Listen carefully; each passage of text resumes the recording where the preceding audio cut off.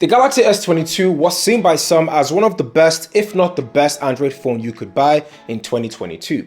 It had a lot going for it, and the price of $749 is pretty much affordable for a phone that gives you all the high-end, high-price flagship features. However, Samsung is about to reveal the S23 next month, which means the default $749 price tag is going to be significantly reduced to accommodate that new S23 lineup. So that begs the question, should you buy the S22 in 2023? Let's go. Now as we get started, let's go over the design and what you get for $749. Shall we? Now a year later and the design is still the best out of all the S series phones that came out last year.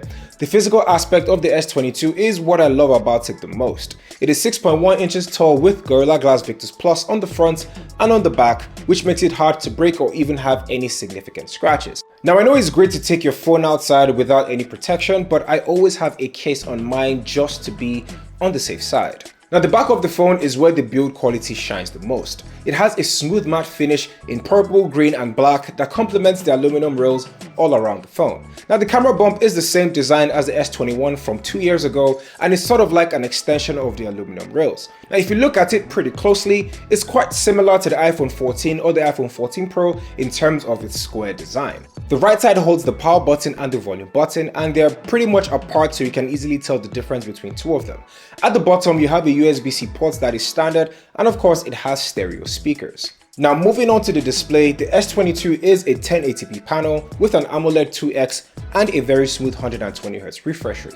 All the sides are pretty much symmetrical with a single hole punch camera in the center, and that utilizes the screen real estate. Now the 1080p panel might disappoint some people, but when you compare it to higher end flagships, you won't see much of a difference. And for that retail price, I think Samsung did pretty well with this display. It also does very well when it comes to the brightness of the phone.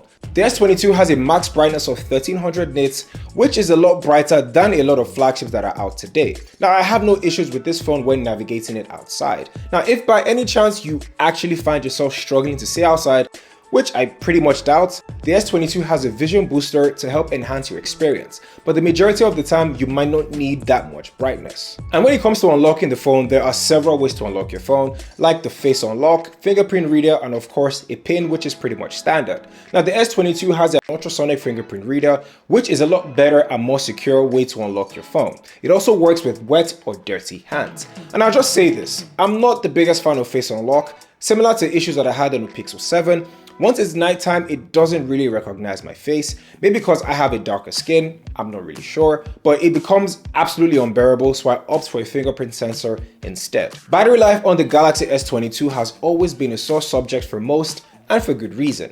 Now the S22 has a lower battery capacity than the S21, coming in at 3700 mAh of battery. Now with a smaller battery capacity, a 120Hz refresh rate, and a max brightness of 1300 nits, a lot of people are going to think the battery sucks, and you will be correct. Now the battery of the S22 is not the best, honestly it's not great. I use it every day and it has been kind of a chore. I take it off the charger by 7:30 to go work out, and it uses a lot of power because by the time I get back, it'll be about 75%. Yes, I know I am a power user, but the new SoC takes a lot of power, and on most days it dies around 4 PM or even 5 PM. Now when it comes to the software and my experience over the last year, I can say that One UI has pretty much been consistent. It's great, but it's not my favorite skin on Android. However, it has made improvements over the last couple of years, and I can say that Samsung still has the best and the most consistent version of Android that I've used so far. Now performance hasn't dipped in any way possible, it's still very much snappy when using it, and if you play games, you will be satisfied. And one of the best things about One UI is the ability to be very customizable. Now I have a lock screen widget to see if I have any schedules or alarms, and you can design it in a way that you prefer. If you're also into applying themes and not installing Nova Launcher, Samsung has different themes that you can choose from, especially when changing icons if the stock icons are not really your taste. Now I'm a very simple person. When it comes to my home screen, I prefer like a very colorful wallpaper with 3 to 4 essential icons on the front, and I color code my apps for easier access. And finally, the most important category on this list, the camera. Now the S22 is very simple. It's a safe bet, it won't blow you away with its pictures, but it will do just the basics and just the right things to get you by. Now it is a 50 megapixel wide angle lens, a 10 megapixel telephoto lens with a 30x zoom, and a 12 megapixel ultra wide lens. Now during the day, pictures from the S22 come out really well. It is great in terms of color and vibrancy, but I noticed the pictures are a bit too saturated and not as sharp as other phones in the same price category, especially when taking pictures of the sky. Now it looks way more artificial than natural. Now the ultra wide is pretty great and gives as much detail as possible, but it also suffers from the same issue as the wide angle lens by saturating everything. Now in some cases, it's not really the worst thing in the world, but it can be extreme in certain situations. Now where the S22 shines the most is with its telephoto lens and that 30x zoom.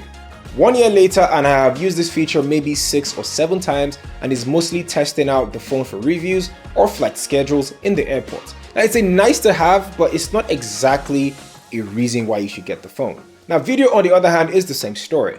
The S22 shoots in 8K, which is great, but then again, there aren't many 8K videos or TVs that are out there, and most of the time, people won't even notice the difference. It also looks pretty choppy during playback, so it only makes sense to shoot in 4K instead. Now from my perspective, I don't think there will be a stark difference in build quality or features between the Galaxy S22 and the upcoming Galaxy S23. Now from renders and leaks, it looks uglier than the S22 if I'm being honest, and in the world today, ugly phones don't have that much mass appeal. So with that being said, I believe the S22 would be a better bargain to buy in 2023. Thank you guys for watching, and if you like this video, don't forget to give it a thumbs up and consider subscribing to the channel as this helps me go a long way. My name is KJ Awas, and I will catch you guys in the next one where I talk all things tech.